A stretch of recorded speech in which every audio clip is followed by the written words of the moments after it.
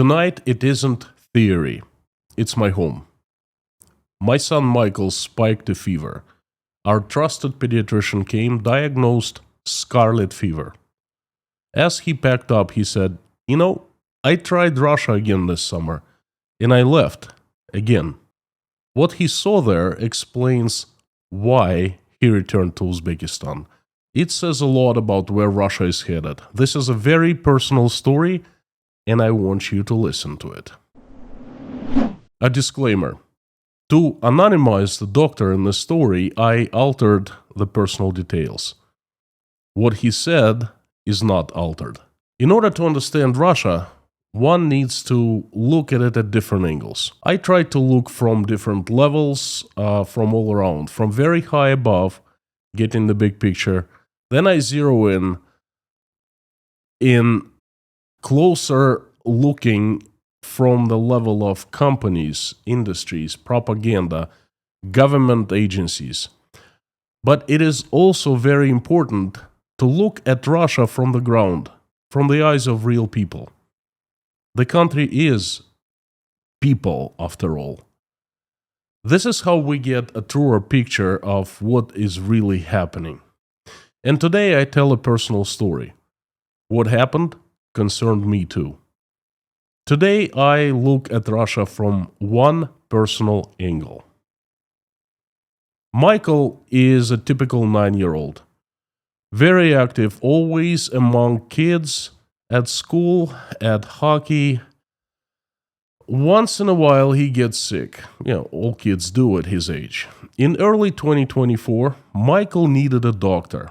Us living in Uzbekistan, we found a pediatrician through a recommendation in Tashkent Breakfast Club, a Russian-Ukrainian support community that I built.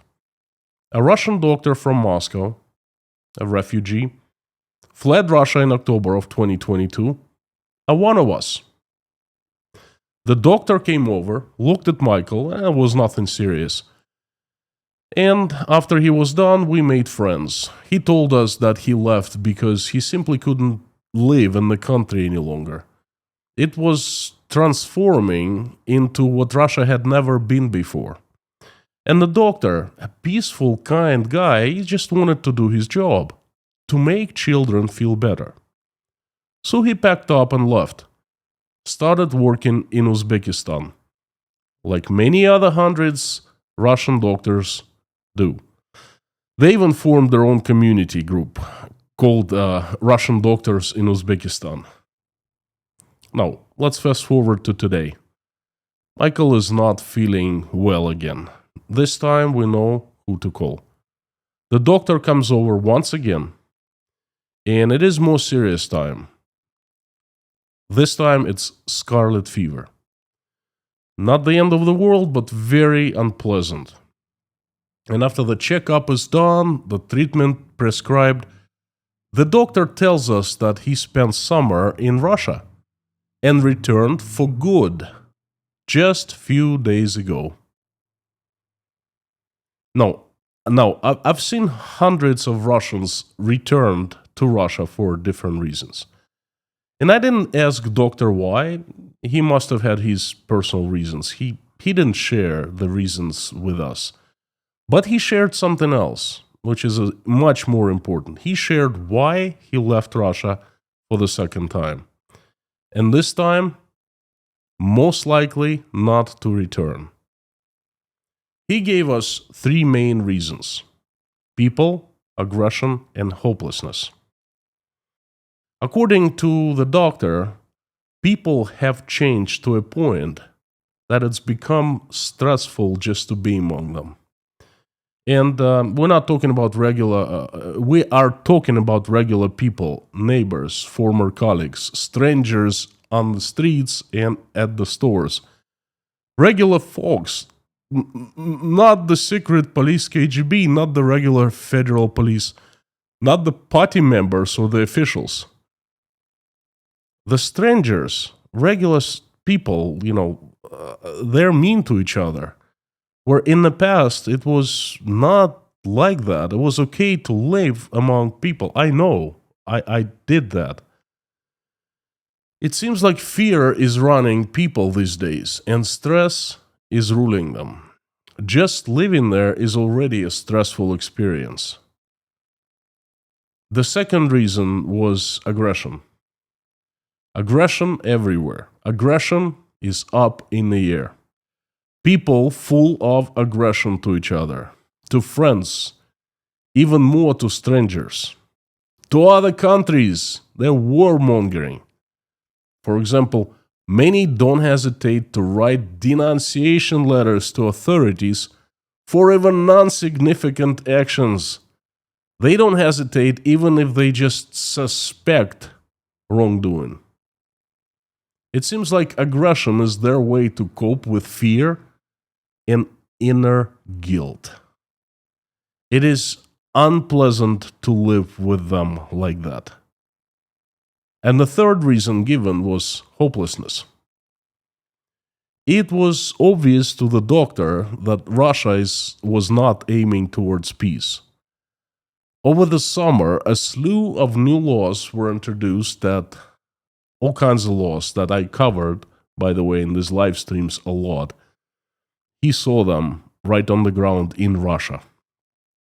The laws that limit people's rights and powers even further, make oppression an even easier process, prepare Russia for long war, militarizing all areas of life, and put people under total control and brainwash them into a massive new mobilization. For example, they just made the new law changing general conscription from a twice-a-year event to an ongoing, everlasting conscription process. Or they have slowed down private messengers and are pushing hard the state-designed, the KGB designed and owned Max messenger.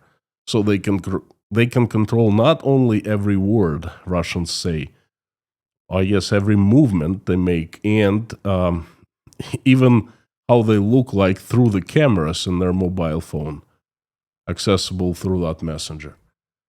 The doctor said that he saw that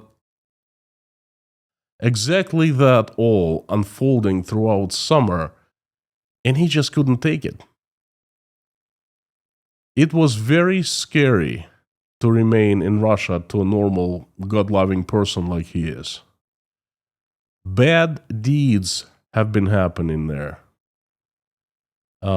He couldn't see the bright future in Russia. He couldn't see any future for that matter. So the doctor left Russia again. He is back doing what he knows how to do the best, to make children feel better. Many of those children are Russian. Only neither Russian children nor the doctor are in Russia any longer. And there's one huge question in the air. Who will be treating Russian children in Russia? Because there aren't too many pediatricians left there.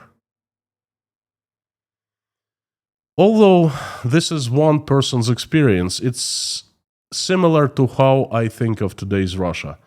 And I am very educated on what's going on. I'm very informed because I monitor Russia every single day. I study it under microscope. This doctor's experience is very, very similar to mine. Degradation, aggression, and hopelessness. This is what I think of Russia. Only I didn't give Russia a second chance. I like to look at it and study it from being afar. And I think the doctor is right on in his opinions. This is my personal story of the day. And I usually tell personal stories like this one in short videos at Patreon account of Inside Russia. I call them daily snippets. You're welcome to check them out. I'll leave the link down below. But today's story touched me emotionally so much, it's on YouTube for everyone to see, not just the patrons. I hope you learned more of Russia today. To me, the doctor's experience is pure gold. God bless those doctors who make children feel better. Carthago delenda est.